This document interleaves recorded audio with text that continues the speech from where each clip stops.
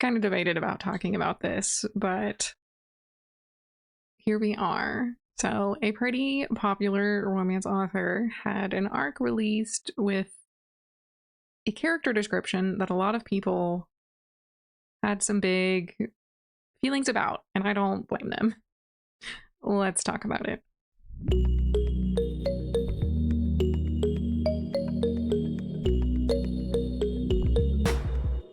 My name is Taylor Rose, and welcome back to my channel where we talk about everything reading and writing. So we're going to talk about Elsie Silver. She's a pretty big romance author. My general impression of her is that she tends to do kind of like western-y, aesthetic-y romance. I don't think they're necessarily like cowboy romance or anything, but like the one series is like Gold Rush Ranch. But her arc released with this character description in it. A mischievous-looking little blonde boy, hair nearly white, with a tan so dark that his knees almost appear dirty. Okay. Interesting choice. So here is the book that I believe the arc is for. None of the posts I saw named it explicitly, but this is the only unpublished book listed for Elsie Silver on Goodreads, and it is expected May 19th, 2026, so in a few months. It is Feverdream, the first book in her new series, Emerald Lake. And this one actually talks about something cowboy adjacent. I had read several blurbs for her other books, and none of them talked about cowboys, so I was really confused thinking, isn't this the cowboy romance author? But this one does. It's about a professional bull rider, Emmett Bush, who is trying to save his farm from bankruptcy, and then this snarky, beautiful woman walks onto his property, Jessa Silver. So who knows? It still has a pretty high rating. I mean, she's pretty well known in the romance sphere, so that's not surprising. But you can see there are reviews talking about the "he is so dirty," and then this comment addressing the update on that line. So people are talking about it in the comments, at least the review section for the book. I read too much posted on Threads. Elsie Silver saying a character had a tan so dark his knees almost appeared dirty has pissed me all the way off, because you're telling me not a single soul on this trad author's team thought that was inappropriate. Not to mention the amount of people who grow up with hyperpigmentation not knowing it's a thing and being so effing insecure about it. For Elsie to be radio silent and her fans to tell her we're overreacting, F off, LOL. Which, yeah, I don't know.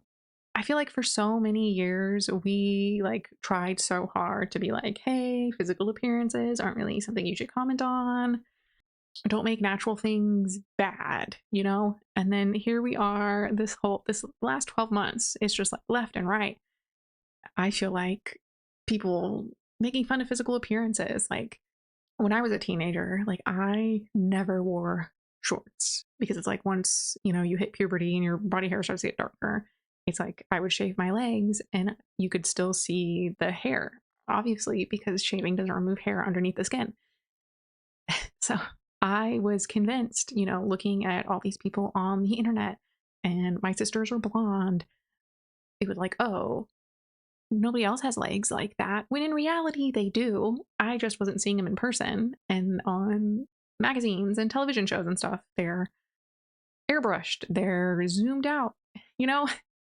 So it was like, you know, and obviously that's still very different than like skin color issues, but, and you'd see all those articles like, are you tired of your strawberry legs? And it's like, you can't actually do anything about it.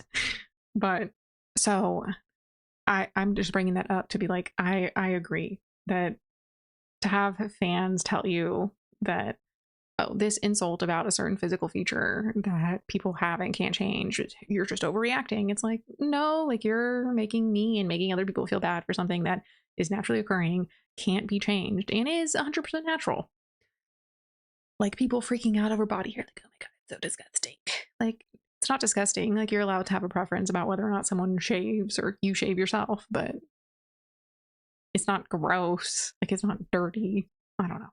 So Jessie Maria does point out that comments calling Elsie out on her Instagram or being deleted which, to be fair, since she is such a big name, I wouldn't be surprised if there's someone else running her Instagram, to be completely honest. But Kinderly17 also posted, Elsie, it's not too late. It's an arc. Apologize. Hire a sensitivity reader. Learn what you did wrong. Make an edit. Correct the behavior. Please, I beg. And Wisteria Leah said, I think at this point it's too late. Writing that in the first place is inexcusable, and to now not respond to comments and delete comments and not say anything about it, the damage is irreparable.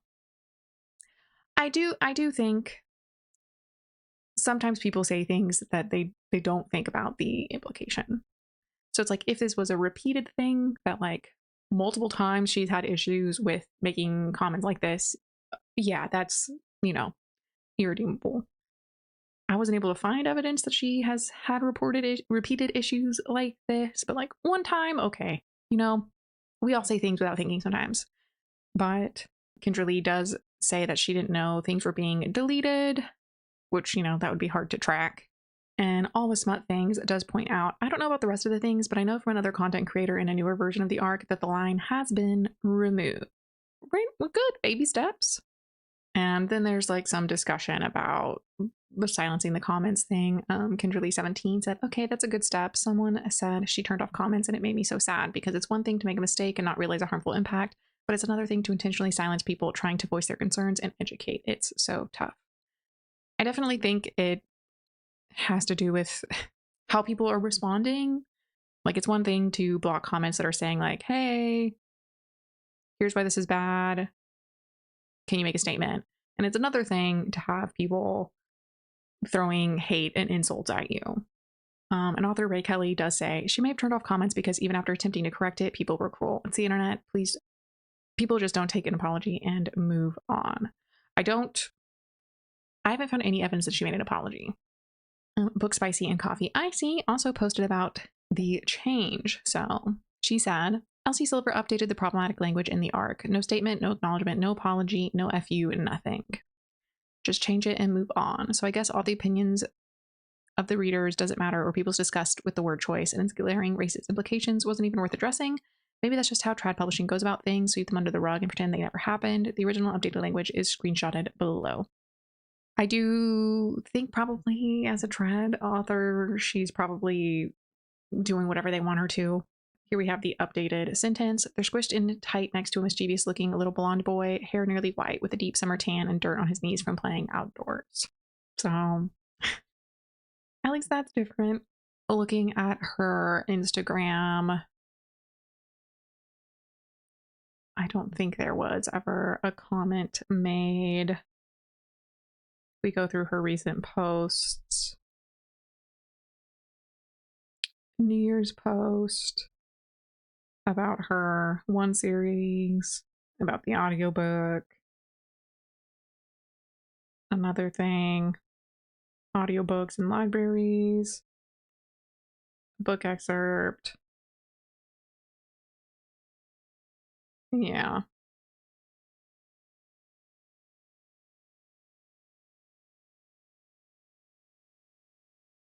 I don't think so.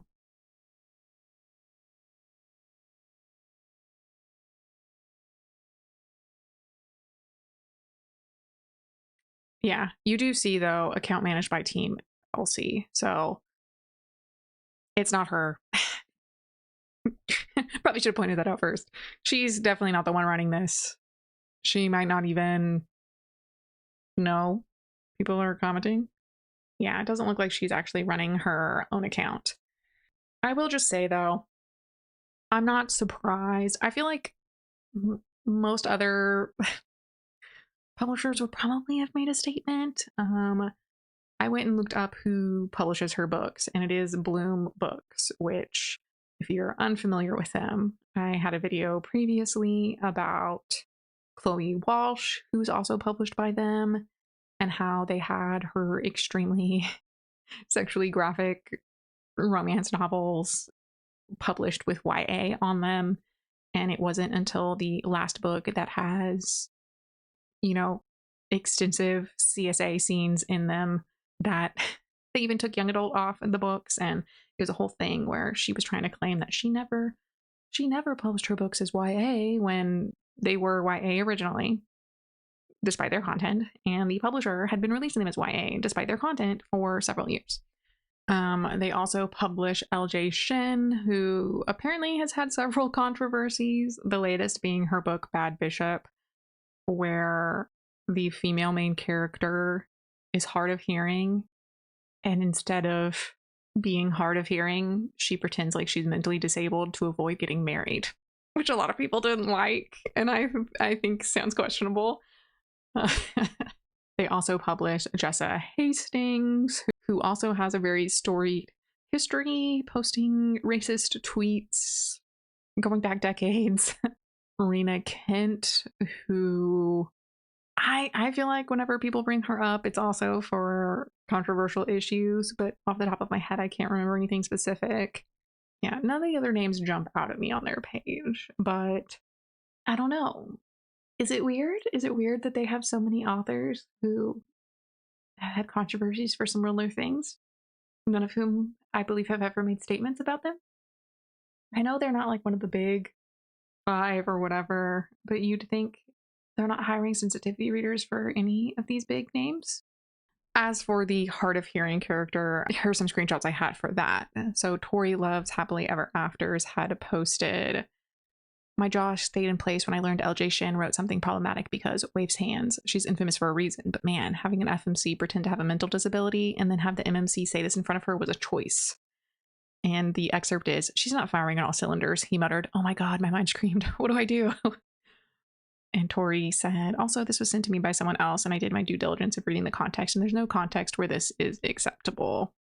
Shin has been harmful and terrible for a long time and is extremely proud of her husband's IDF service, but the way she still gets book deals and gets thousands of reviews on her books is actually not that surprising because cancel culture doesn't exist and everything sucks. But it does piss me off. It does, in fact, do that. And Mental Spectre had this to say. I'm just going to say it. That LJ Shin book where the FMC fakes a developmental disability but is secretly hard of hearing and her happily ever after is getting cured by surgeries also shows a huge lack of research and testimony showing the nuanced conversation around cochlear implants and how they aren't a one-size-fits-all approach to this subject, especially for adults who've been hard of hearing. I'm using hard of hearing because the FMC is not in the deaf community, purposefully sheltered from it as far as I know, all their lives. Also, quite frankly, it feels like the author wanted to find a way to be like, what makes a person undesirable for this marriage plotline? And probably scratched out a bunch of other marginalizations because it wouldn't have as much obvious repercussions. What are we doing? And I do feel like you can probably get away with this sort of thing more in like historical context because there were pretty bigoted opinions that were widespread in the past, and you can use that to tell a story where someone, finds empowerment or changes minds and makes a positive change, right? But I feel like when you're writing in contemporary context, especially, it seems like LJ Shin only writes like mafia romance, that already, like, you don't have that wiggle room.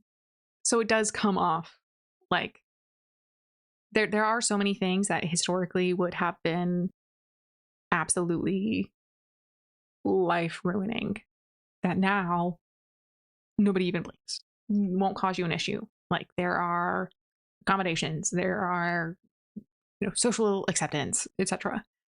Inglorious Gigi responded, I read Mad Love by April Jade, and the love interest has lupus, and even for a dark as fuck romance, April Jade never wrote that the love interest gets cured of their disability. Yes, I know lupus has no cure, and I give them all the credit. Which, yeah. And Mental Spectre responded, yes, that was such a fun book. I hate magic / magic money. A cochlear implant obviously can be the choice a person wants to make and isn't evil, but the whole context of this book makes it feel bad in its messaging. Whew, you aren't the sort of unsolvable bad disabled. It's the kind I can fix with money. Maria Hank Inman said, it's okay that the character is faking a mental disability because she's actually deaf and the hero fixes her so she can hear music and dance. Read the book. It's a growth arc. Yeah, I think the F not. This is ableism on top of ableism with a shitty character arc in the middle. It's like a horrible ableism sandwich. Yeah, I don't know. And I just feel like I don't read so many books, but like I'll come across books pretty frequently where it's like the villain is the only character of a certain race or the only character with some sort of like physical marker, whether that's like a birthmark or like some other like visible disability, and no one else in the book has that. Or and all I can think is like, you didn't that didn't jump out at you while you were reading, that like maybe I should think about why I want this character who does a bad thing to also have this difference that like doesn't really play into it. You know, like it's one thing if it plays an important role in the plot, like he was orphaned as a child and mistreated in the orphanage, and that's why he has emotional problems, you know, or like this thing caused real issues for him and people treated him badly, and that's why he is trying to steal the throne to like make up for that. Like, okay, it still really depends on the execution whether or not that's like gonna come off okay. I still think it's better to just not either something needs to be a natural part of your world, or you need to be making a strong moral stance on why that sort of discrimination, etc., is bad, and not just pretend that it's representation when you give a villain or a betrayer or some antagonist X feature to make them creepier or weirder or darker, and like not examine why you think that accomplishes what you think it is. Right. So that was all the stuff about LJ Shin's hard of hearing character. Apparently there are like other issues from earlier, but I never really found anything super concrete.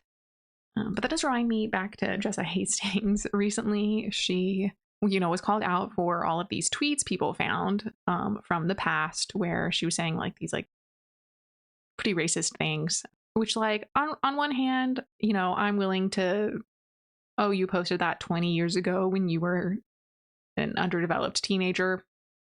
Yeah, teenagers are stupid.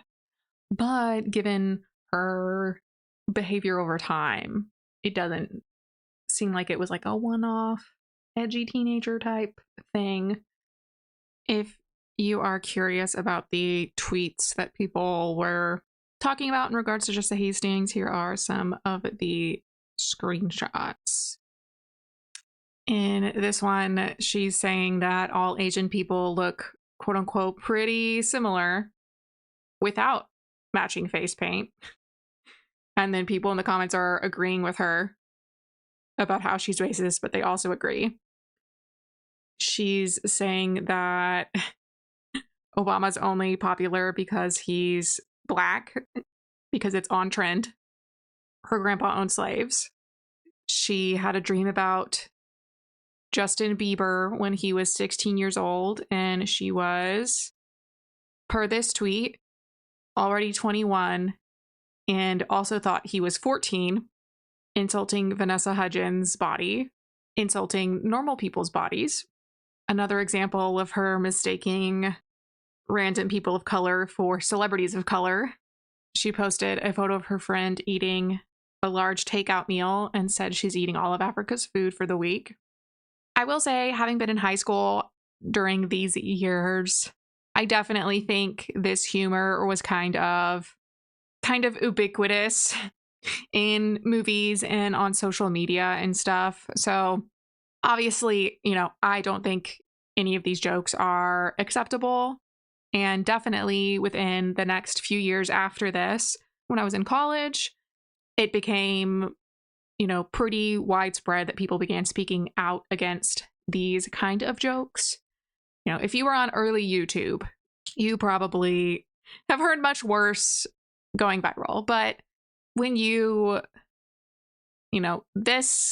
these types of tweets correlated with her later behavior and comments, especially comments being made in her books in ways that aren't showing how a character is bad, being used as humorous or whatever.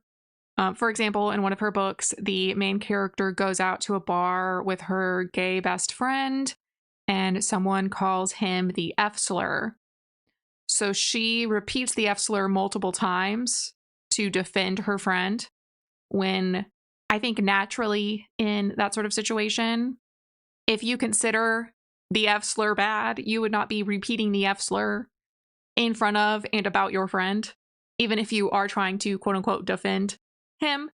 So, you know, I think people just in general find her entire track record questionable. So it's not like these tweets were from a period when she was a young teenager. She, you know, states that she's an adult, you know, in college, early 20s. Just for reference, these are the tweets people are talking about.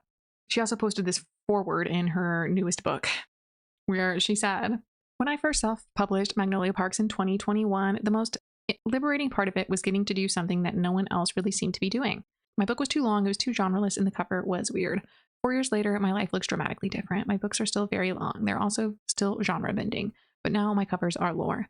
You can spot a book of mine a mile off, and that's because my best friend, who just happens to be the most magnificent artist of our time, paints them. No one has covers like mine, probably because no one else has Emmy as their best friend. It is a completely unique and life-affirming experience of getting to create something with your best friend, and I sincerely hope you get to do it one day. People love to hate things, and it's not lost on me that some of the same meanies who were tearing apart my original covers were the same people who then bashed the shit out of the new editions. But those absolute dinks aside, the love for the covers has been genuine, true, and thank you from the bottom of my heart for this industry defying. It never ceases to amaze me that, even in countries that don't technically sell my original covers, I find myself signing the OGs anyways. People have quite literally scoured the globe for these covers. What a gift that is. I myself somehow don't even have a copy of the original self-published version of Into the Dark. What an incredible act of defiance to an industry where so many things look so very the same. What an incredible act of celebrating the art that you literally, personally, actually you, yes you, have made this cover the one to covet. Thank you for believing in my covers. Thank you for believing in me and to my original covers. Welcome home, you little outlaws, you. We're so glad you're back." People weren't really super into that. What Willow Reed said, "Why is a 40-year-old woman using the word meanies?" And Kate Keeps Reading said, "I cannot believe more people aren't addressing this. Her artist Emmy, her publisher, she for real just got away with that sicko ass shit," she said. And Rory's Bookshelf responded, "It's honestly so crazy that she said nothing about it and is acting like nothing happened. At this point, I'm not even surprised that Bloom hasn't said anything about it either." Well, it seems like they never say anything. Jennifer Benitez said, "What part of her cover is amazing? The AI, the horribly copy-pasted images, the tree that's just lined from a single Procreate brush?" But yeah, from what I understand, they have nothing to do with really the book. And one of the books, if I remember the synopsis correctly, is a sister trying to steal her gay brother's love interest. Has just like really strong Catholic imagery on the front, but then the book doesn't really have anything to do with religion, apparently. Interesting choice. I don't know. I think it's kind of weird. Kind of telling, maybe, but like this publisher just keeps having these same things over and over with the writers it hires or it takes on, whatever the verb is. If it were a much bigger publisher, it'd be kind of like, oh, okay, 3 bad eggs out of how many authors? Hundreds that you've signed? Like 112 on their authors page? That's not a lot. I don't know. Overall, just kind of a weird correlation there, I think. Maybe I am drawing some weird conclusions from the limited information I have on these people and this publisher, but I feel like things are just stacking up against Bloom as time goes on, and I pay attention to. Do you think this is just a weird coincidence, or do you think there's something to it? There's probably nothing to it, but that is all for now. I will see you next time.